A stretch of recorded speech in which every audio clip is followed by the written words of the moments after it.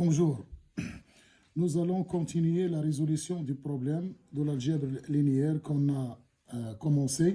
Ça fait 3 jours et on a terminé la partie 3 et 4. Maintenant, nous allons faire la correction de la partie 5, qui est une condition nécessaire et suffisante en dimension finie pour avoir E égale la somme directe de curve de f et de l'image de f. Donc, je vais vous lire l'énoncé de cette partie. On suppose dans cette sous-section que E est un K-espace vectoriel de dimension finie. Donc, dimension de E est finie. Soit f un endomorphisme de E, c'est-à-dire une application linéaire de E dans E. Et on souhaite démontrer que les 3 propositions suivantes sont équivalentes. La première proposition, c'est que E est somme directe de curve de f et de l'image de f. La deuxième, c'est que curve de f égale à curve de f carré. La troisième, c'est que l'image de f égale l'image de f au carré. Donc, on nous demande dans la question 14 de démontrer que curve de f est inclus dans curve de f carré et que l'image de f carré est inclus dans l'image de f. Donc, on va commencer la résolution de cette question. Donc, on va démontrer que, donc c'est la question numéro 14, que curve de f, c'est-à-dire le noyau de f, est inclus dans le noyau de f carré. Bon, f carré, donc c'est juste pour expliquer qu'est-ce que ça veut dire f carré. Donc, f carré, c'est f rang f, comme on a dit. Donc, si f est un endomorphisme, f rang f est un endomorphisme, et f à la puissance n est aussi un endomorphisme.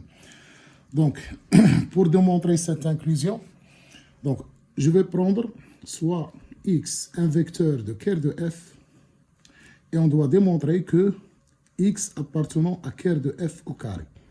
Donc, c'est ça qu'on doit démontrer. Donc, si x appartenant à curve de f, alors, par définition, f de x égale à 0. Si f de x égale à 0, on a f de x égale à f de 0. Comme f est linéaire, f de 0 égale à 0. Donc, f carré en x égale à 0. Donc, x appartenant à curve de f carré. Donc, ça, cette question est très simple. Donc, il suffit d'écrire. Donc, on a curve de f est inclus dans curve de f carré. Donc, on a la première relation. Maintenant, on va montrer que l'image de f carré est inclus dans l'image de f.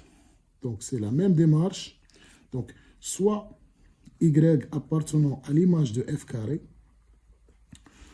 Donc, il existe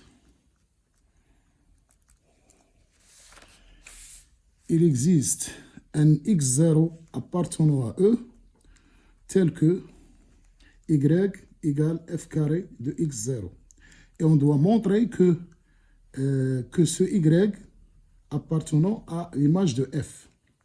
Bon, y égale f carré de x0, ça veut dire que y égale à f de x0.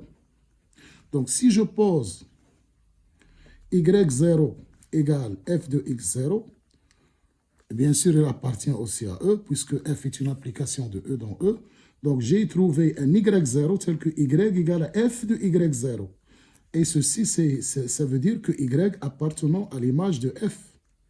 Donc, image de f carré, il est inclus dans l'image de f. Donc, on va faire l'autre question. C'est-à-dire, ça, c'est la question petit a.